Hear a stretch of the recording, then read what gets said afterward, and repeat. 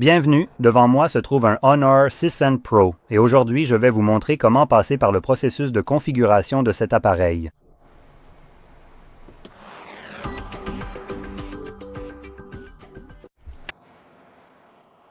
Pour commencer, lorsque vous allumez votre appareil pour la toute première fois, vous devriez voir le même écran que celui affiché de mon côté. Il vous indique simplement macOS avec un message de bienvenue dans différentes langues. Nous allons donc cliquer sur la flèche et choisir la langue souhaitée. Pour moi, c'est l'anglais qui est déjà sélectionné, mais je peux maintenant choisir parmi la longue liste d'autres langues, également ici. Vous pouvez consulter l'aide à la lecture si vous avez une déficience visuelle. En cliquant ici, vous avez plusieurs options qui pourraient vous être utiles. Par exemple, la loupe qui vous permettra de zoomer sur l'écran.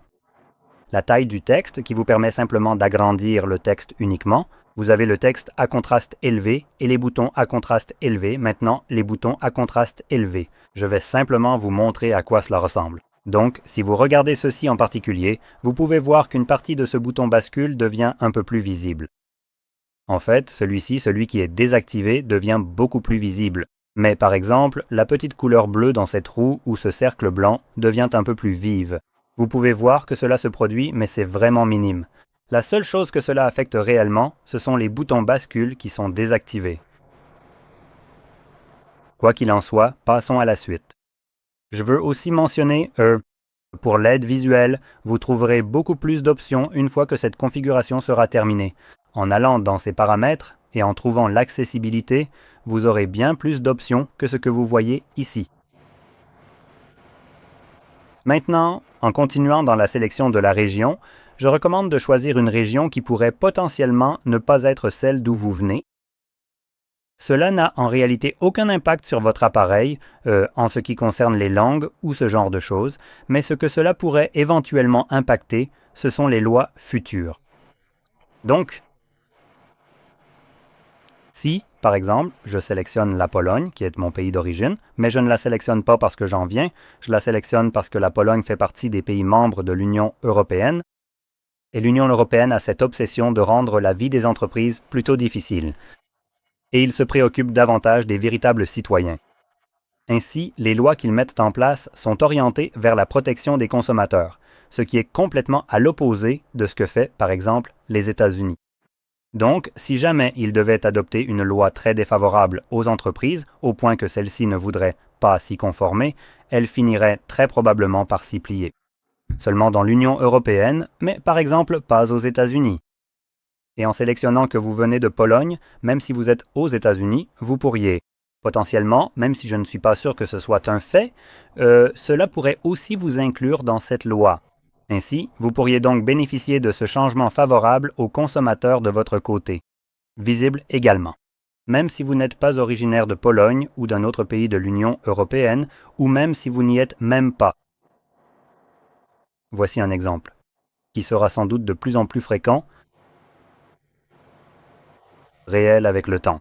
C'est Google qui essaie de prendre le contrôle de leur système d'exploitation en vous empêchant d'utiliser autre chose qu'eux. Si jamais ils vont en fait aussi loin, où ils vous empêchent essentiellement d'installer des applications en dehors du Play Store, ce qu'ils ont déjà essayé de faire. L'Union européenne interviendra très probablement. Et en gros, vous savez, leur donner une bonne claque et leur dire d'arrêter d'être des enfoirés sournois. Et ils seront essentiellement obligés de revenir en arrière. Donc, dans ce genre de situation, je peux m'attendre à ce qu'ils annulent cela uniquement pour les régions de l'Union européenne et nulle part ailleurs. Donc, cela pourrait quand même potentiellement vous être utile. Pour continuer, nous avons les conditions d'utilisation, le contrat de licence utilisateur final et quelques déclarations de services de base auxquelles je ne pense pas qu'il soit nécessaire de consentir. Nous avons aussi la participation au programme d'amélioration de l'expérience utilisateur. Celle-ci, il est certain que nous n'avons pas besoin d'y consentir maintenant. Je ne sais pas pourquoi c'est obligatoire, mais apparemment ça l'est, donc nous allons sélectionner ces deux-là. Ne sélectionnez jamais rien qui soit optionnel. Si vous n'avez pas besoin d'y consentir, ne le faites pas. Et la raison à cela, c'est en partie parce que la première option consiste principalement à collecter des données sur vous, qui sont ensuite revendues. Et ça, c'est déjà plutôt nul. Mais si vous ne la sélectionnez pas non plus, cela signifie que vous avez explicitement refusé cette option. Et si jamais les entreprises sont prises à faire le contraire de ce que vous leur avez dit, ou de ce à quoi vous n'avez pas consenti, vous pouvez toujours, vous savez, obtenir un remboursement. S'il y a un avocat, et il y en aura toujours un, qui voudra attaquer une entreprise en recours collectif. Alors, ce ne sera peut-être pas beaucoup d'argent, mais il est toujours dans votre intérêt de ne pas accepter certaines choses dont vous n'avez pas besoin. Même lorsqu'une entreprise ignore cette option, à ce moment-là, il ne vous reste plus qu'à attendre qu'elle se fasse prendre la main dans le sac. Passons à la suite. Insérez la carte SIM. C'est facultatif. Vous n'êtes pas obligé d'insérer une carte SIM. Vous pouvez simplement sélectionner « Continuer ». De plus, vous pouvez aussi ajouter une eSIM ici si vous préférez faire cela à la place. Mais je tiens à vous avertir si vous prévoyez d'ajouter spécifiquement une eSIM. Cela vous obligera à vous connecter au réseau, car la eSIM nécessite une connexion réseau pour une raison quelconque. Je ne sais pas pourquoi, mais c'est le cas. Donc, si je choisis de continuer, je pourrais passer cette étape. Mais si je voulais ajouter une eSIM, il me faudrait aussi ajouter un réseau Wi-Fi. Ici encore, dans la section Wi-Fi, nous pouvons nous connecter à un réseau ou passer cette étape. Il y a encore une chose que je voudrais ajouter concernant le fait de passer l'insertion de n'importe quelle carte SIM et le Wi-Fi.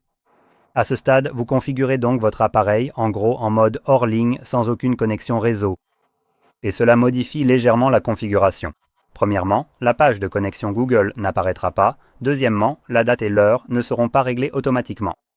Et troisièmement, du moins pour moi, parce que j'ai choisi de passer cette étape, je n'aurai pas ce genre de choses agaçantes. Choisir votre navigateur par défaut, choisir votre moteur de recherche par défaut, installer des applications inutiles que vous savez, les développeurs nous ont payés pour promouvoir. Essayez de vous les imposer de force et ce genre de choses. Donc, en général, je préfère faire la configuration sans connexion réseau parce que c'est plus simple et, moins agaçant. Maintenant, ici, nous pouvons configurer une sorte de protection pour notre appareil et nous avons plusieurs options différentes. Gardez cette idée en tête. Mon écran vient de s'éteindre, donc je peux voir mon viseur.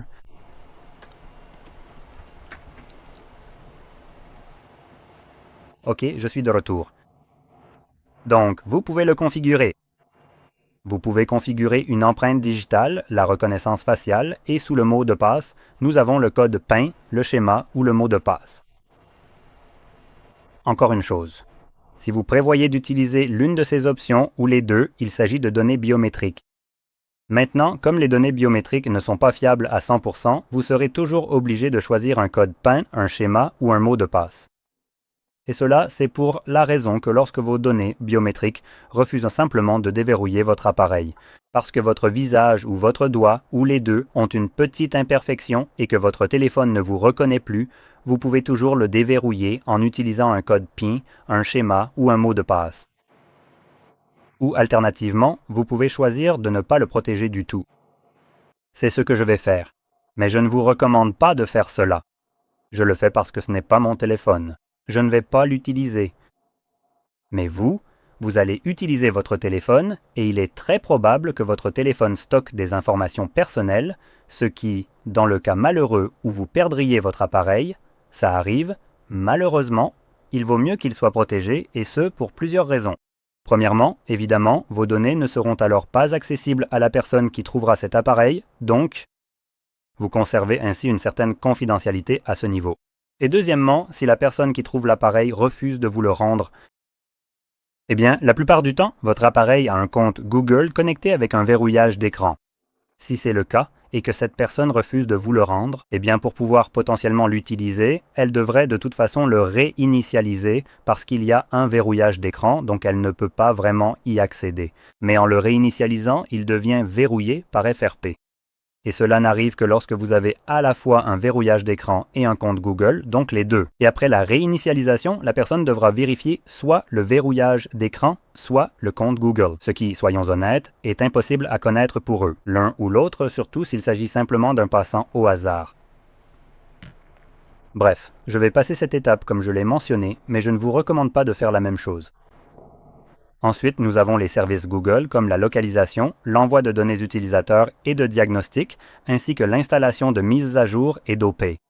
Maintenant, je vais rester ici un petit moment pour expliquer tout ça, et vous montrer que cela ne veut absolument rien dire. Et je vais aussi parler de ce à quoi vous devez faire attention et des précautions que vous pouvez prendre. Alors commençons par celui-ci. Utilisez la localisation. Il n'y a vraiment rien que vous puissiez faire. Désactiver cela est inutile, mais cela permet aux applis autorisées d'utiliser la position de votre appareil. Elle utilise les signaux sans fil pour plus de précision. Les tours de réseau mobile et les GPS, c'est la seule information vraiment importante ici. En désactivant cette option, vous pourriez logiquement penser que les applications ne peuvent plus accéder à ces informations. Et vous auriez tort. Parce que des enfoirés louches comme Zuck, eux, ils se fichent de votre autorisation. Vous n'avez peut-être pas permis à leur application d'accéder à ça, directement. Mais ils vont agir dans votre dos et trouver n'importe quel moyen possible de vous faire comprendre que votre avis, ils s'en foutent royalement. Et ils obtiendront ces informations avec ou sans votre permission. Et ce n'est pas comme si, vous voyez, je balançais des conneries au hasard. C'est littéralement une question de loi, de procès et de trucs comme ça avec Google où ils se sont fait prendre la main dans le sac. Et Zuck est assis sur son petit chargeur de fesses à faire semblant d'être un parfait idiot qui ne sait rien du tout. Et personne n'y croit. Donc voilà, prenez-le comme ça. Gardez bien à l'esprit que ça, ici, ça ne veut strictement rien dire. Et les entreprises ont déjà été prises à ignorer tout ça et à chercher n'importe quel moyen possible d'obtenir ces informations malgré tout, parce que c'est leur source de revenus. Vendre vos informations personnelles sans même votre autorisation, c'est comme ça qu'ils gagnent de l'argent et ils se fichent complètement que vous ne leur ayez pas donné la permission. Passons à la suite, nous avons l'autorisation, de scanner. Alors celle-ci est encore plus dégoûtante. Encore une fois, ça rejoint un peu ce qu'on vient de dire. Ce n'est pas parce que vous ne l'avez pas autorisé, parce que c'est désactivé, que les entreprises, avec leurs applications, vont respecter cette exigence. C'est plutôt qu'ils le prennent, c'est plus comme une ligne directrice, vous leur demandez gentiment et ils vous disent gentiment d'aller vous faire voir. Donc, dans tous les cas, pour résumer cela, on a l'option permettant aux applications et services de scanner les réseaux Wi-Fi et les appareils à proximité à tout moment. Ou, la partie la plus importante, même lorsque le Wi-Fi ou le Bluetooth est désactivé. Maintenant, même lorsque le Wi-Fi ou le Bluetooth est désactivé, cela signifie que ce n'est en réalité pas vraiment désactivé, n'est-ce pas? On ne peut pas utiliser quelque chose qui est désactivé. Si je n'ai pas de jambes, je ne pourrai pas marcher. Si je les ampute, je ne vais pas me lever. Donc c'est un peu la même chose. Mais ici, c'est en gros que vous éteignez le Wi-Fi et le Bluetooth, et l'appareil dit « Cool, tu sais quoi, toi, tu ne peux pas utiliser tes jambes, mais nous, on peut, parce que c'est essentiellement ce que ça veut dire ici. » Donc en réalité, quand vous l'éteignez, ça a juste l'air d'être éteint, mais c'est une illusion. Ça fait semblant d'être éteint, mais en fait, ça ne l'est pas. Parce qu'à ce stade, pour être franc, vous ne faites qu'empêcher les applications et les services d'accéder à cette information. Google, en revanche, en tant que système d'exploitation, se considère probablement comme une infrastructure essentielle au fonctionnement de leur OS. Donc ce n'est pas vraiment un service ou une application, c'est leur système d'exploitation, et à ce stade, il leur est permis d'accéder à ces données, même lorsque vous pensez que c'est désactivé. Et évidemment, Google est le plus grand acteur en matière de collecte et de vente de vos données. Bref, passons à la suite. Envoyez les données de diagnostic utilisateur, désactivez-le automatiquement. Il n'y a aucune raison pour que vous le laissiez activer. Aucun avantage, donc on passe rapidement. Cela améliore ou aide à améliorer votre expérience sur l'appareil Android en envoyant automatiquement à Google des données de diagnostic, d'utilisation de l'appareil et des applications. Cela aidera la batterie, enfin, soyons honnêtes, ce ne sera pas le cas. Le reste n'a pas vraiment d'importance. Ce qui compte ici, c'est que cela revient essentiellement à partager vos données avec nous pour que nous puissions réaliser un nouveau bénéfice record. Pendant que vous subissez encore une année de hausse des prix pour vos appareils, en général, il n'y a aucune raison pour vous de faire cela. Aucun avantage. Google prend essentiellement tout ce que vous leur permettez de prendre, ou avec ce bouton, en gros, puis ils le vendent pour en tirer profit. Et ils le prennent ou essaient de l'expliquer. en disant qu'ils vont améliorer votre expérience sur l'appareil en, je ne sais pas, implémentant de nouvelles fonctionnalités et des trucs comme ça. En réalité, c'est dans leur intérêt de le faire, même si vous ne partagez pas vos données, car s'ils n'améliorent pas leur système d'exploitation, vous n'aurez aucune raison de le choisir à nouveau la prochaine fois que vous chercherez un nouvel appareil. Donc à ce moment-là, vous pourriez opter pour un iPhone à la place, ce qui n'est pas dans leur intérêt que vous changiez de camp.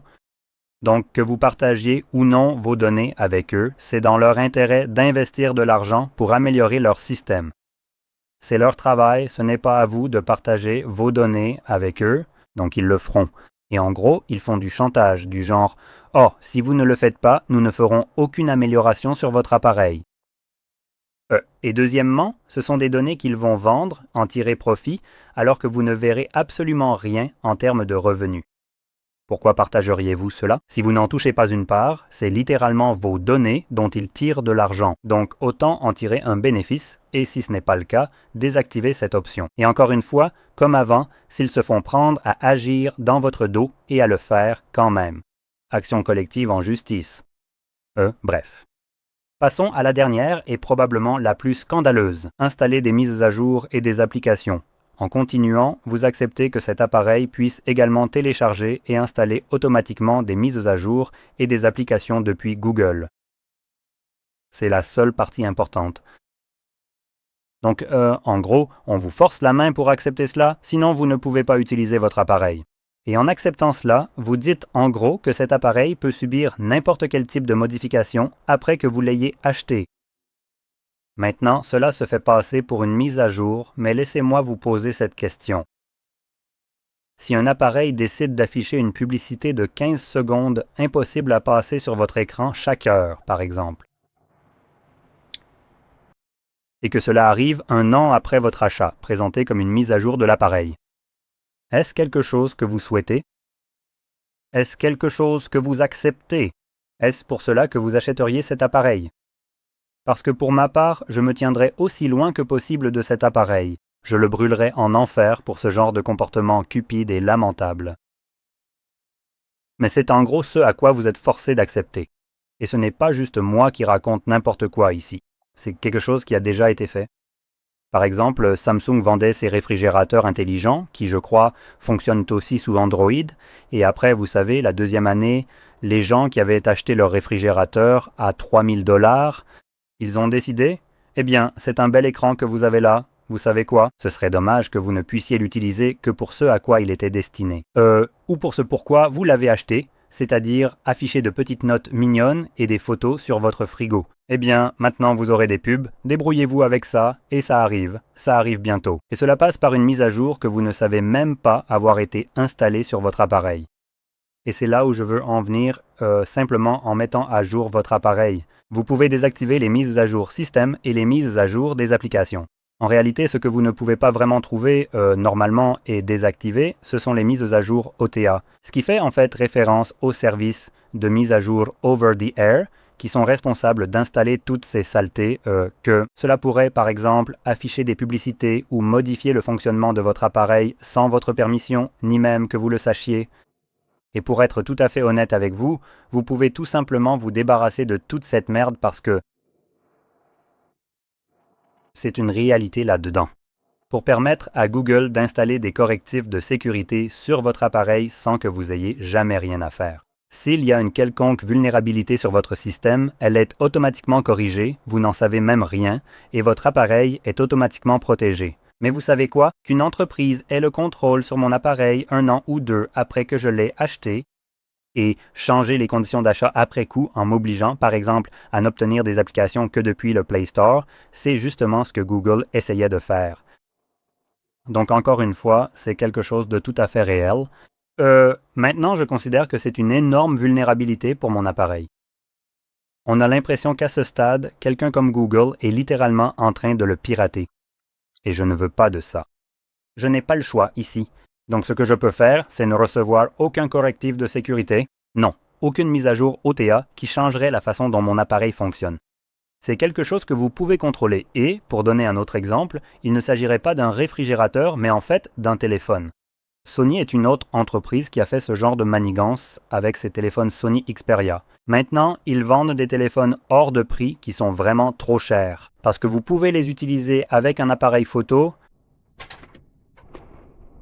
et plus précisément avec leur propre appareil photo, comme les appareils photo Sony Alpha. Vous pouvez utiliser cet appareil comme écran pour cet appareil photo qui est calibré en couleur et tout simplement plus grand que ce que vous auriez sur un appareil photo classique. Donc c'était un avantage. C'était inclus avec l'appareil dès la sortie de la boîte et c'était l'une des fonctionnalités pour lesquelles vous payez plus cher cet appareil.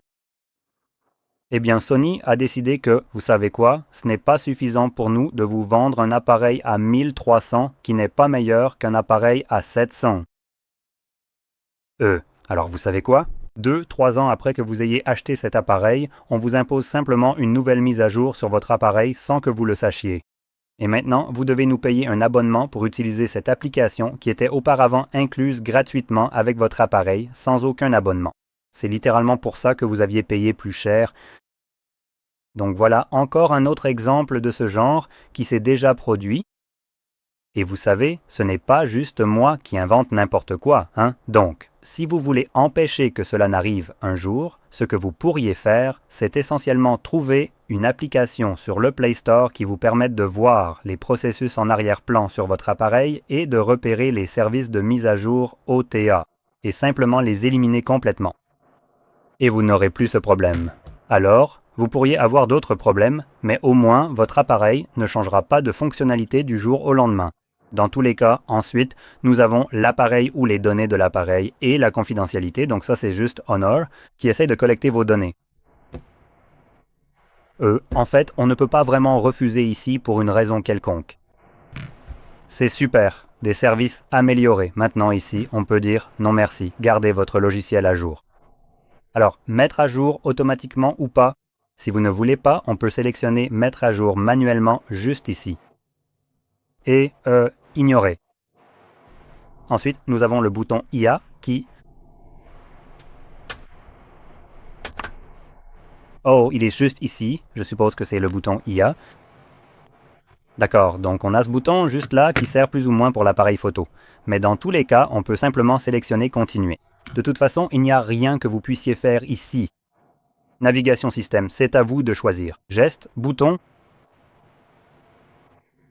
style de l'écran d'accueil. Alors, voulez-vous que toutes vos applications soient sur votre écran d'accueil ou préférez-vous le tiroir d'applications? Personnellement, je préfère le tiroir d'applications, donc c'est ce que je vais sélectionner et c'est terminé. macOS, essayez maintenant et voilà. C'était une configuration assez longue. J'ai passé pas mal de temps à parler de la confidentialité et de ce genre de choses chez Google. J'espère donc que cela vous a été utile. Et si c'est le cas, n'oubliez pas de liker, de vous abonner et merci d'avoir regardé.